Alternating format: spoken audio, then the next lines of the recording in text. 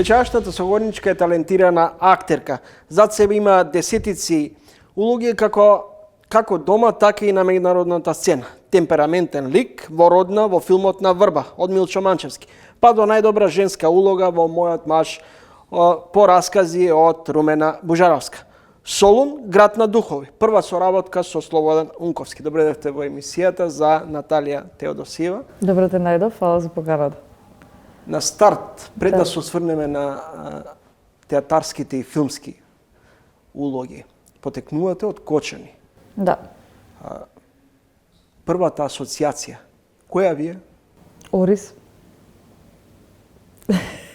Знам каков одговор се очекува и за жал не е веќе Оризот или дека тоа е мојот дом.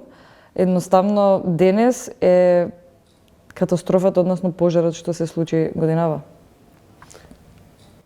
Зошто Кочани во поновата македонска историја ќе биде синоним за една голема трагедија? Таа среќа, односно несреќа, му се падна на Кочани. Тоа можеше да се случи било каде во оваа држава. Луѓето младите кои живеат во Кочани, кои излегуваат, Кочани е познат град по тоа дека некогаш имал многу добар ноќен живот, многу добри рейв журки, културен живот, театарски представи, театарски фестивали и така натаму. И самиот град е жив сам по себе. Луѓето кои живеат таму сакаат да излегуваат. И до ден денес кога ќе отидете во Кочани, сите кафичи и такви локални места се полни. Така што ако некогаш барам некакво објаснување зошто баш во Кочани, си реков можеби затоа што многу сакаме да се забавуваме. Меѓутоа не е тоа одговорот. Одговорот е невниманието, негрижата и корупцијата која веќе со години владае во нашата држава и во нашиот трул систем. Имате некој близок кој настрада или е тешко повреден? Кочани е мал град, мало место. Сакале не икеле, ние меѓу себе се познаваме. Се сеќавам на првата вечер, односно во понеделникот вечерта кога се случи пожарот, јас веќе бев дома во Кочани и сите бевме надвор излезени. Едноставно луѓето не можеа да седат дома, палевме свеќи на плоштадот и никогаш нема да го заборавам тој момент кога излеговме со мојата фамилија надвор. Имаше премногу луѓе и верувајте не знаевме на кого кој му починал или на кого кој е во болница. И едноставно не знаевме како да се поздравуваме меѓу себе. Не знаевме кому да му изразиме сочувство, кому не. И само поминувавме, климавме со главите и велевме Бог да ги прости. Тоа добри 3-4 дена така се поздравувавме ние во Кочани, затоа што се уште не знаевме чија фамилија изгубила некого. Инаку, да, имам роднини кои беа на лекување во странство. За среќа се добри и се дома. Со добра психолошка поддршка добро се справуваат со таа траума. Меѓутоа, има еден факт дека 90% од децата кои се преживеани не се сеќаваат воопшто на настанот и што точно се случило и како се спасили и кој ги спасил. И веројатно тоа е една олеснителна околност полесно да поминат низ траумите. Имам неколку другари кои починаа спасувајќи други деца. И верувајте дека тоа е првата помисла кога ќе влезам во Кочани, често одам во Кочани. Дискотеката е на самиот влез од градот, беше од самиот влез на градот и секогаш кога поминувам од таму ги замислувам нивните ликови и како успевале да се справат со тоа, како го изгубиле животот, како се задушиле, кого спасиле. После тоа се замислувам себе си како јас сум таму, дали ќе се спасам, дали нема да се спасам, затоа што како и секој друг кочанчанец, истото би ви го одговорил. Ние пораснавме со таа дискотека постоеше некаде 15 години. Јас работев таму кога бев помлада. Од самиот ден на отварањето сум била во таа дискотека, така што без разлика дали имаме близок роднина, пријател, другар кој е загинат или повреден, сите го чувствуваме тоа, затоа што сите можевме да бидеме на тоа место. Теодосиева, во каков филм живееме? По природа сум оптимистичен човек и многу ми е жал што ќе морам да го кажам ова, се повеќе ми се чини дека живееме во некаков дистописки филм. Дека, ете, пред очи ни се случуваат трагедии од вакви размери.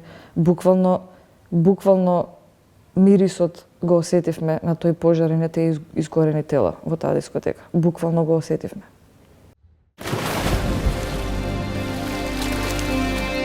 Не си одобде, така? Не. Сладка си, ќе се снајдеш. Мајка ми се јави. Што сакате, не ми е јасно. И ветив дека ќе те пазам. Не сум детиште што избегало од дома и ќе дојде после 3 дена. Бев многу амбициозна кога бев студентка и кога завршив. Мислев дека светот ми припаѓа на мене и дека се треба да работам и дека морам да работам. Ми се случуваа проекти, не ми се случуваа проекти, меѓутоа добро се снаоѓав со нив. Имав прекрасна соработка со Унковски, 3 проекти кои можам одговорно тврдам дека ми имаат оформено како актерка. Тоа искуство не би го заменило со ништо, така што почетоците мислам дека ми беа доста плодни и креативни и шаренолики. Кога ќе кажам шаренолики, мислам на тоа дека работев во повеќе театри. Не се вработив брзо, јас се вработив сега пред 3 години ми се чини.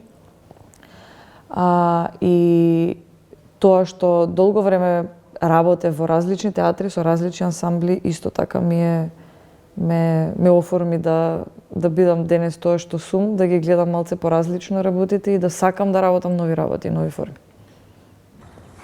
Што има да не се разбира? Е нормално. Хендикепирана, ретардирана, нема да може да се грижи за себе. Немој да ме родниш, Бранко. Немој да ме родниш. Господ не сакал така. Не смееме ли да... Она што не смееме, Бранко, е да му го уништиме животот на другото дете. Душата ги си трогалта.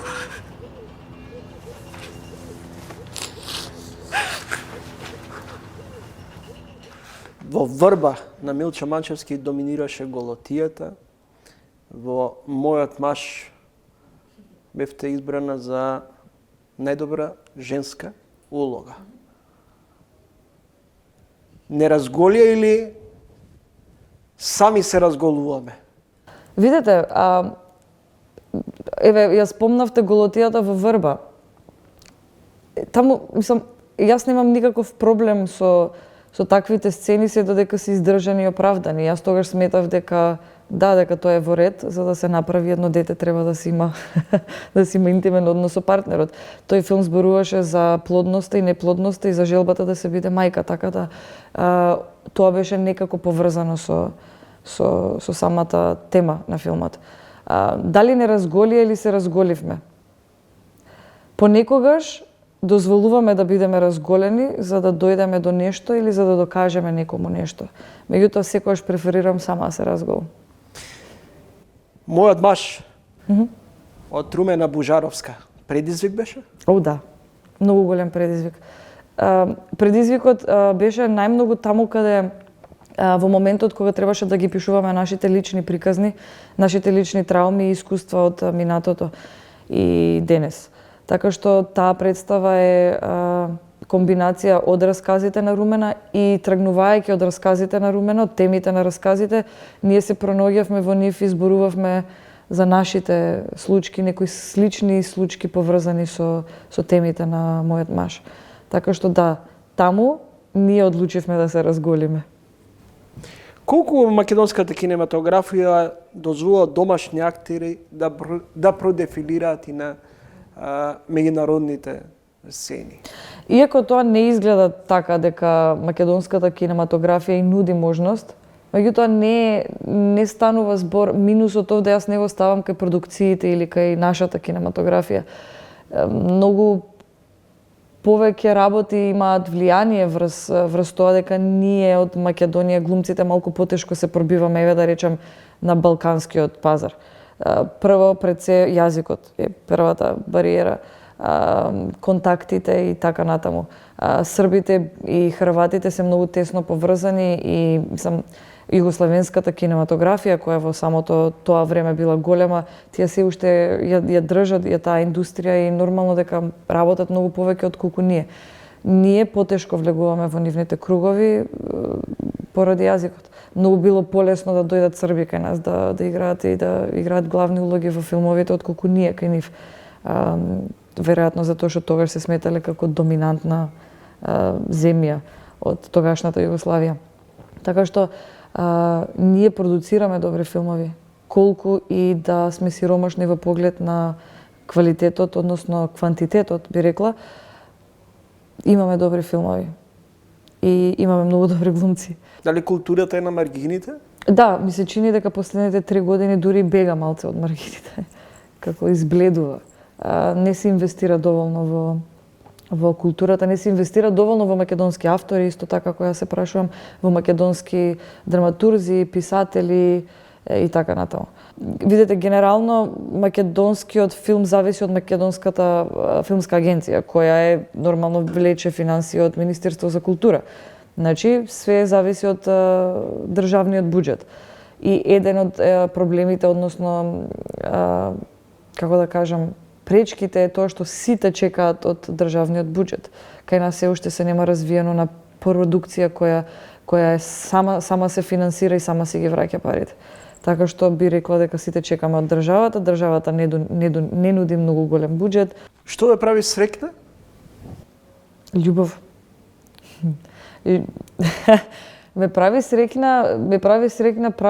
луѓе. Кога ќе видам среќен човек, и јас сум среќна. Ме прави среќна правда и ме прави среќна кога ќе добијам нешто што го заслужив само затоа што јас сум јас и сум го заслужила тоа.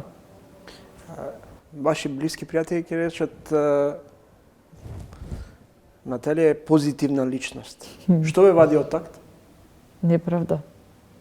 Лаги. Многу добро фаќам лаги. И тоа ме вади од такт. Неправда и лага. И непотизам. Кога ќе излезете од вашиот дом, првата реакција што ви е? Што е вашата прва помисла? Што најмногу ви иритира? Дупките. Генерално како сакате се отете ги, во повеќе смисли. Дупките на улица, дупките на тротоар, дупките во системот, дупките во душата, дупките во луѓето. Многу често гледам несреќни луѓе по улица и сакам да одам пешки. Живеам во кисела вода и секогаш преферирам кога можам да одам пешки. Луѓето со кои се разминувам се тажни и разочарани. И што мислите, зошто луѓето се тажни и разочарани? Затоа што живеат во општество кое ги тера да кое ги тера да бидат исплашени, да се плашат од комшијата, да се плашат од системот, да се плашат од болести, да се плашат ако се разболат да отидат во болница дека не можат да се излечат и така натаму. И се плашат дека не можат да се ги вратат кредитите кои ги извадили за некои основни работи елементарни во својот секојдневен живот. Колку денес се слуша гласот на уметниците? Не знам дали некогаш се слушал.